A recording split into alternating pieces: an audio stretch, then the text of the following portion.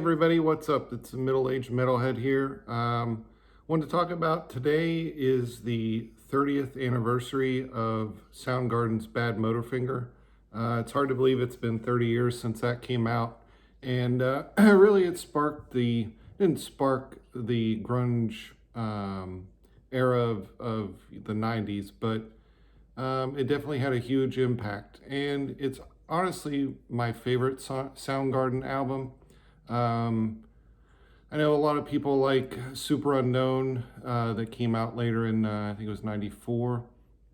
It had Black Hole Sun and a couple other hits on it.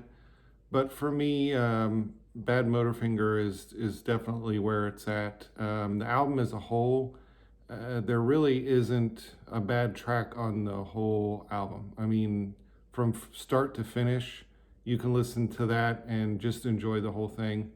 There's a couple of singles on the album. You have Rusty Cage. What else is there? Jesus Christ Pose and Outshined. And I remember distinctly, I had heard Soundgarden on Headbangers Ball. A little bit before that on Loud Love.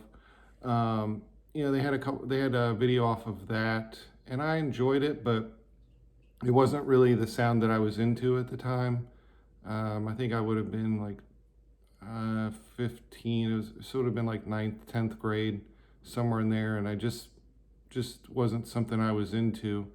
And then I remember distinctly I was at my grandma's house, and I was eating breakfast, and I had MTV on, and this is when they still played videos, and Outshined came on, and I just remember thinking, oh, what is this? What's going on here?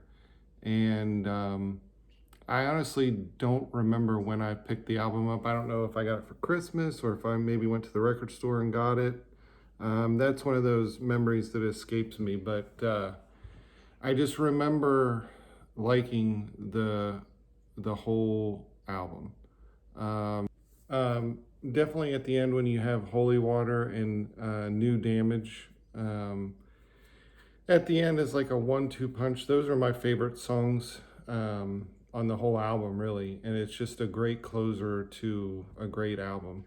You also have the opener, Rusty Cage, which, Johnny Cash covered that back in the early 90s when he was doing some work with Rick Rubin there. And he kind of revitalized his career a little bit and kind of connected with a younger audience that didn't really know him from his previous work. But I don't know what else to say about this album. I mean, if you haven't heard it or don't listen to it, then I don't know where you've been.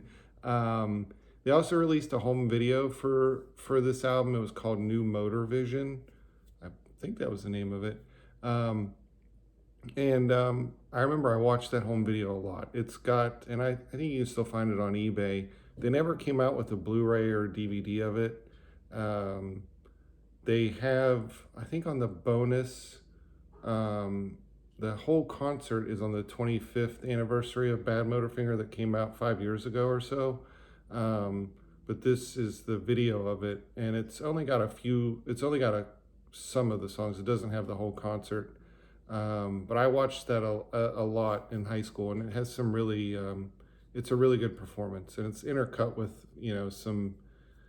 some backstage or like almost B film footage type stuff. So,